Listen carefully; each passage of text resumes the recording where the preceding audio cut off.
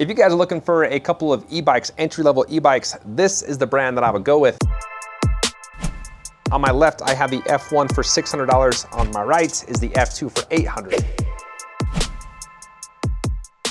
Gotrax is one of those brands that I have come to respect throughout the years. In fact, they were one of the first companies to send me an electric scooter. And since that point, I reviewed up to, I think, 10 products of theirs. And with that many products on my channel, I haven't seen a lot of comments, a lot of hate comments about these guys. They have good customer service, they have reliable products. So let me show you how good their entry-level bikes are.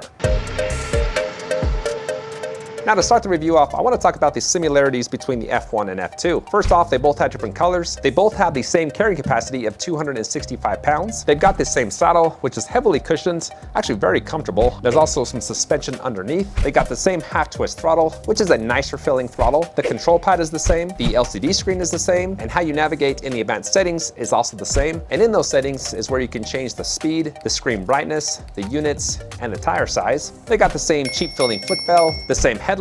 They also have a tail light. This one is mounted onto the rear rack, and this one kind of has this funky looking mounts, and the wiring is the same. It's kind of messy up towards the top of the handlebars, but as you work your way down, it's all wrapped. Now, even the motor reaction time is similar. As soon as you twist the throttle, the power hits, and it actually hits pretty hard. And then with pedal assist, it only takes about a half a revolution for the power to come on. Now, as far as when you're moving, the motor reaction time is quite delayed. With the throttle, once you release it and then re-engage, it's about a second and a half before the power comes back on. With pedal assist, if you stop pedaling and then re-engage, you're about 2.5 to 3 revolutions before the power comes on. So from a standstill, it's very poppy, it's abrupt, the power hits right away. As you're moving, that's where it's a longer delay for that power to hit.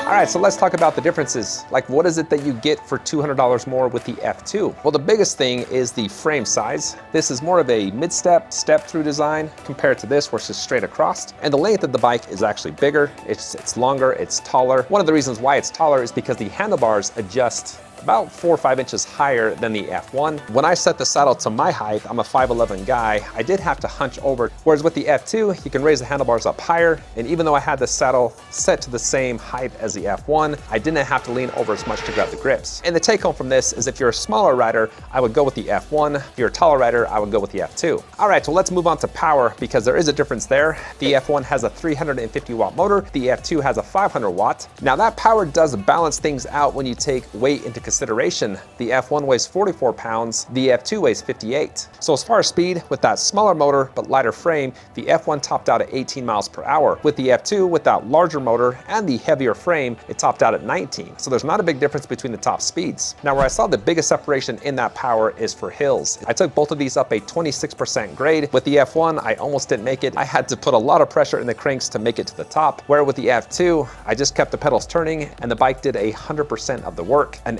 $800 bike went up a 26% grade hill. That is very impressive. One of the biggest things that's affected by price is the range, and that's because you're paying for that bigger battery. They both have the same size battery, which is a 48 volts, but with the F1, you have a 7.8 amp hour versus a 10.4. My average speed with this one was about 16, 17. Average speed with this was about 17, 18. With the F1, my app recorded 13.61 miles with 1,125 feet of elevation gain. And there was still some juice left. I was still topping out at 18 miles per hour as I came up to my house. And so I'm thinking I actually probably could have got closer to 14, 15 miles if it would have continued until the battery died. Now with the F2, my app recorded 21.42 miles with 1,940 feet of elevation gain. And with this, I also have some juice left, and there was some decent power too. So I'm thinking this one could probably hit around 23 to 25 miles. Now Gotrax has a range rating of 40 miles for the F1 and 45 for the F2. So that's as far as you can go if you ride it slower and nicer than I did. When I do my range test, I have a lot of stop and go. I just like to test the range out when it's put to the limits.